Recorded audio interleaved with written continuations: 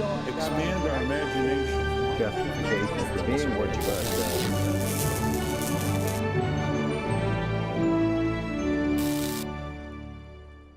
Hello and welcome to Washington Unplugged. I'm congressional correspondent Nancy Cordes. Our series Behind the Ballot has brought you candidates from all over the country, Senate, House, and governor's races. But today, we're staying here in the district where incumbent one-term Mayor Adrian Fenty is in a tough race against DC Council Chairman Vincent Gray. It's a very hot race here, and the mayor's primary is next Tuesday. In recent polls, Fenty trails Gray by at least 5 points with likely voters. CBS News' Christine DeLargy caught up with Mayor Fenty at an event earlier today. Take a look.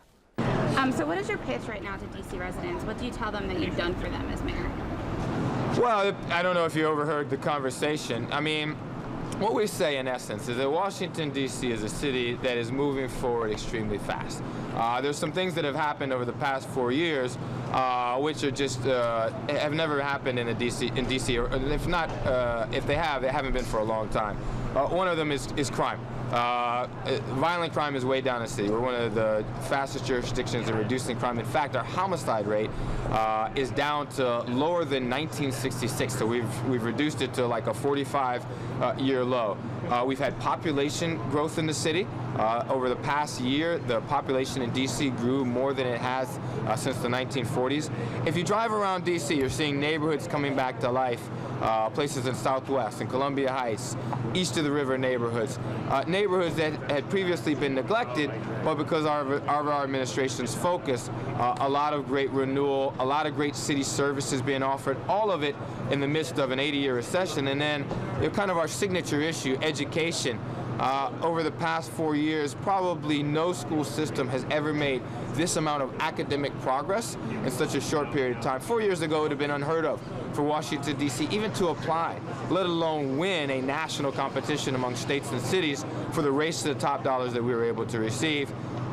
We believe that is because of Chancellor Ree's strong academic reform and because of the leadership I've shown as mayor by having mayoral control and the political support we've given.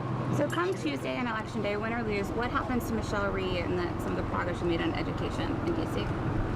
Well, I think what the chancellor has said is that it is impossible to do her job without having a mayor who is 100% politically supportive of the reforms she's making. What you have seen by other politicians, and my chief opponent is one of them, is a real mixed bag. They support some things, but they second-guess others. They micromanage other things. You have to be willing 100% of the time to say, listen, we selected this person as the educational leader for our city. We are going to back them and the tough decisions that they make. Yeah, I've done that for 4 years. It's one of the reasons that we've got such strong growth and strong progress.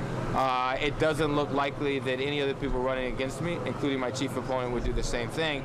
Yeah, I think that is why she has said it'd be very, very tough to work under an administration besides ours. Now, despite all the things you just listed, in one of the most recent polls I've seen, you're actually trailing your chief opponent, Vincent Gray. Why do you think that is, and how do you turn that around by Tuesday? I think it's twofold. One, in the campaign, as I stated, we've, there's been a lot of discussion about everything else except, the records, and I think as soon as, we get back to focusing on, what I have been able to do as mayor, what my record of performance is versus my opponent's record as a failed manager in the mid-90s, I think people will see, yeah, let's go with someone who's got a proven track record, especially since he had more responsibility. The second thing is we've made a lot of tough decisions. Going, at the bureaucracy, at the entrenched way the government operates, as hard as we have for 4 years, you're going to make some people upset. I mean, when we made the decisions to consolidate 27 schools or to lay off half the central administration, I wasn't naive. I didn't think that we were going to do these things and everybody was going to still, support me in the same way that they did when I was reelected. These are tough decisions, but they were the right things to do because they have more dramatically improved our school system than ever before. There have been others like that. When you make those type of tough decisions, you get political pushback, and that's why we've had an uphill battle. But I believe when we get to the tape on Election Day, people are going to say we want a mayor, who knows how to get things done, who knows how to make tough decisions. That's what you need in leading a big multi-dimensional organization like the DC government. One other question on polls. Sure. Some would say that you have a little bit of a disconnect with the African American community, a big demographic in DC. Why do you think that is? Well, one of the things that we've done is, as mayor, I ran on this campaign. We're going to go 1,000 miles an hour. We're going to drive as fast as we can to reform the government. When you do that, when you move that fast, you miss a couple steps of including people, making people feel a part of the government, communicating with people. I think in the African American community, maybe you're feeling even a greater disconnect because of that. Going forward, what I have said is that in my second term, we're going to have to do a lot better job communicating, listening to people, making sure they feel a part of the process and feel a part of the government. Even my most critical poll acknowledges that over 65% of the people who are polled think that we're doing a really good job leading the city. Our charge over the next 5 days is to connect that progress with how people feel connected to it. And we'll be able to do that.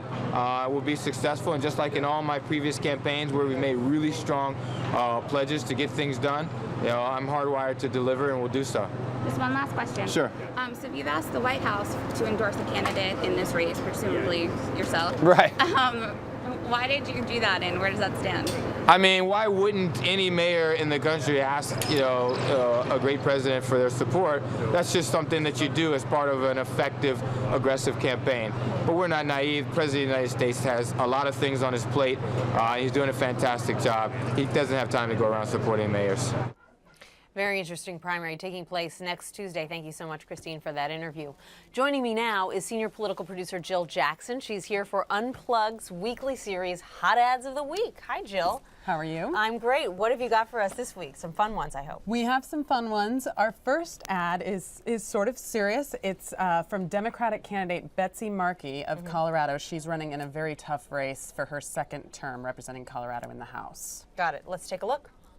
Washington politicians are always bragging about big accomplishments.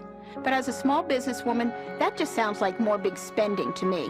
So I voted against the Wall Street bailouts, pushed to cut congressional salaries for the first time in 77 years, and fought for small business tax credits that create Colorado jobs.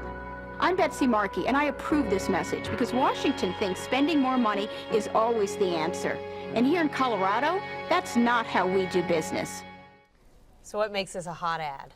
Well, what's interesting about it, it's a theme we're seeing from many Democrats and Republicans this election cycle, that she's a small businesswoman, and that's what she really wants to put out there. Not that she's a congressperson. No one wants to be seen as You wouldn't even know that from the ad that she's in Congress or that she's a Democrat. I don't think she mentions that. Exactly. I was talking to one expert today who said that anybody who's run so much as a popsicle stand is advertising that they have business experience. It's all about business experience right now. Exactly, and she did have an internet consulting firm that she started with her husband, but at the same time, she also raises one thing about how she voted against Wall Street bailouts, but as a one-term congressperson, she wasn't there for the big TARP, so she may have voted against things that were not necessarily friendly to Wall Street, or voted against things that were friendly to Wall Street, but she certainly didn't vote for what people think of when they think of Wall Street bailouts. And she's in a really tough race, right? Because Very she tough. won in a district that John McCain won in 2008, and she's a Democrat, so she's got Northeast enough. Colorado, very tough uphill battle. conservative.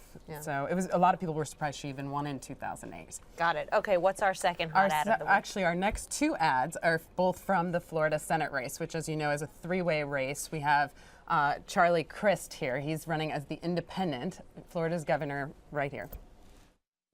How do we get results for Florida? By putting aside our differences and putting people ahead of politics. Washington needs to stop all the finger pointing and focus on our common goals of fixing the economy, creating jobs, helping the middle class. As an independent, I will take the best ideas of Democrats and Republicans to get things done. Because at the end of the day, there's only one party I work for. I'm Charlie Crist, an independent, and I approve this message. That's a clever bit of rebranding. It is. It's sort of rise above it all. One thing that has bothered many people who've watched this ad, though, is if you notice in Americans, the M is red and the I is blue. Well, there's no I in Democrats, no red. So some people have watched this very closely, including the Meek campaign pointed out the I to me. But at the same time, what he's trying to do is very much rise above it all. He's going to let Rubio, the Republican, and Meek, the Democrat, really sort of battle it out on the partisan level, and he's going to seem like the mature one who's responsible, he gets in the little anti-Washington jab there himself, but he comes off as a problem solver in that ad. And as we all know, Governor Charlie Crist was a Republican. He left the Republican Party to become an independent when it looked like he was not going to win the Republican primary. And so he's trying to turn what was a negative, the fact that he was trailing in the Republican primary, into a positive, which is that he's an independent and he's there for all Floridians. Exactly. But one thing that some Democrats have pointed out is that there aren't many specifics in that ad either. Right. Unlike It's just the a third feel-good ad. Oh, the third ad is a lot of fun. This is the Meek ad, right? This is the Meek ad, the Democratic candidate for Florida, and he really lays it all out as to where he stands. Let's take a look. I'm Kendrick Meek, the Democrat for Senate, and with 3 of us running, you should know what makes me different. I'm the only one who's fought against developers draining the Everglades. The only one against offshore oil drilling before and after the BP spill. The only one against privatizing Social Security. The only one who's pro-choice, who took on George Bush, who's fought for middle-class tax cuts, against high credit card fees, and to raise the minimum wage. I'm Kendrick Meek, and I'm the only one who can approve this message. You know what stands out the most about that ad is that the other ads in his primary, in fact, all these primaries in Florida have been so nasty, you walk away hating all of the candidates, that it's kind of refreshing just to see somebody saying something positive. Exactly. You've got the bouncy music, and you have him saying exactly, he's probably the only Democrat in a competitive race this cycle who's really running as a liberal, as a Democrat. He's very proud of it. I'm pro-choice. Yes, pro-choice. He got a little jab in on Social Security there, but cheering senior citizens, who doesn't love that? Exactly. Fighting against credit card fees, who doesn't love that? He really, it comes off as very positive, but does, he makes some points that he wants to make on his record. He also, his campaign, pointed out to me, we're probably the only people who had a Pelosi robocall during the primary. They really are embracing the Democratic role because that's what he has to do to make himself different in this three-way race. Right, most people running away from the Democratic label or even any incumbent label in this anti-incumbent year. That's right. All right, Jill, well, thank you for bringing us those ads, and stay with us because we have another fun segment now to close out the show, and that is with the editor-in-chief of Washingtonian Magazine, because as you know, Congress is back in session next week. What better way to prepare than with a classic best and worst list? Washingtonian Magazine polled those who know their members best, their top aides, on everything from who's the best dresser to who's the king or queen of earmarks. You're taking a look at the article there, and editor Garrett Graff joins me now with some of the highlights. Hi, Garrett. Pleasure to be here. We're so glad to have you. And Jill, because she covers Congress, is here as well. We see these people day in and day out. Tell us what some of the best and worst were that stood out to you. Well, this is a poll that we do every 2 years and have for quite a long time. And we ask, as you said, the aides to tell us sort of what they see behind the scenes, sort of who do they like, who do they not like. And it's always a funny mix for us of rising stars and the hottest and all of that. What was particularly funny, I think, in this iteration this fall was in both the House and the Senate, the person who topped the rising star list was also the one who topped the gym rat list, sort of the person who most works out in the House or the Senate gym. So in the Senate you had John. Looks do play an important role, but maybe it also says something about how dedicated they are, how hard they're willing to work. You had John Thune doing very, very well in the Senate, and you had Paul Ryan, the congressman from Wisconsin, doing very well on the House. One of the young guns. One thing that I thought was interesting here in the best and worst of the Senate, you've got your surprise standouts. Al Franken came in first, then Scott Brown.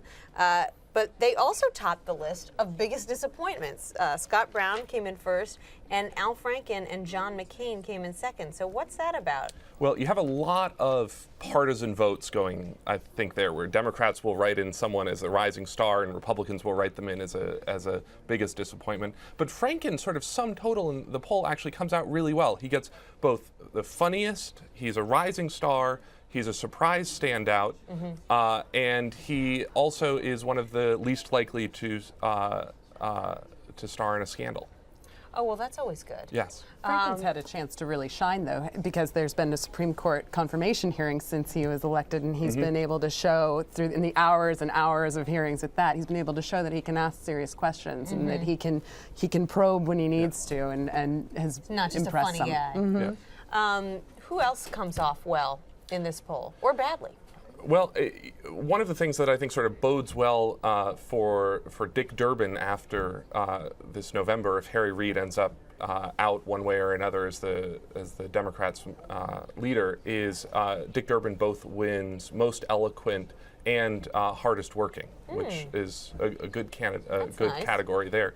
On the House And he's side, the number 2 in the Senate Exactly. right now, so he's Exactly. kind of in the pole position. And then on the House side, Arizona voters should be very happy. Jeff Flake comes out as both least likely to star in a scandal and one of the lobbyists' biggest enemies. So Right. if that's your congressman, you should be pretty proud of that. Yeah, and actually, this is a great year to be anti-earmarks, which is what he is, right? So, Indeed. so he comes off well there. Talk a little bit about, we were just looking at the ad a couple of minutes ago. John Barrasso, I saw a picture of him up there in the ad. He comes off as brainiest. The brainiest category for us is always an interesting one, and one where, again, you have a lot of overlap between people who are voted most eloquent, hardest working, and brainiest. Paul Ryan also doing very well in the brainiest category. Now, who doesn't come off very well? Well, there are sort of a couple of funny ones. Roland Burris, who took over Obama's seat in the Blagojevich debacle that was that reappointment, he comes off as the most clueless. That was a bipartisan vote. Oh, dear. He doesn't have a lot of time to fix that. No, he doesn't. So he might go out with that as his moniker. One of the other sort of funny ones is David Dreyer, congressman from California, seems to do very well in the poll. He is eloquent, he's brainy, he's best dressed, but at the end, he's also going to be one of the people most likely to star in a scandal. Why does he have that reputation, Jill?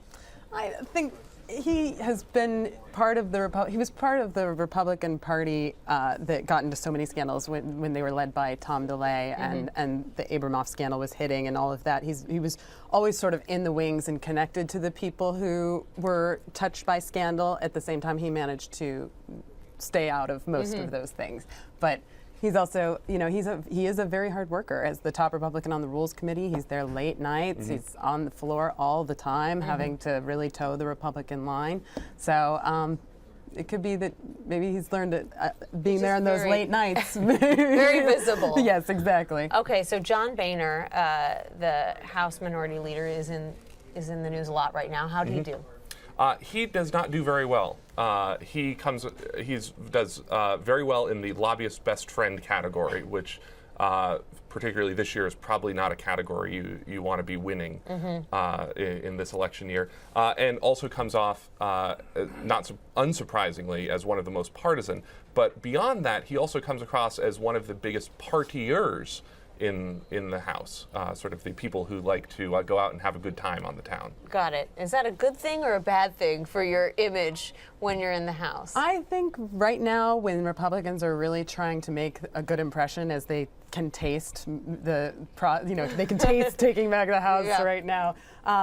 It's not such a good thing, and I think that's why you see the Eric Cantor, Paul Ryan, Kevin McCarthy crowd trying to brand the Republican Party on their own with their whole young gun, anti-Republican establishment, or anti the old Republican establishment.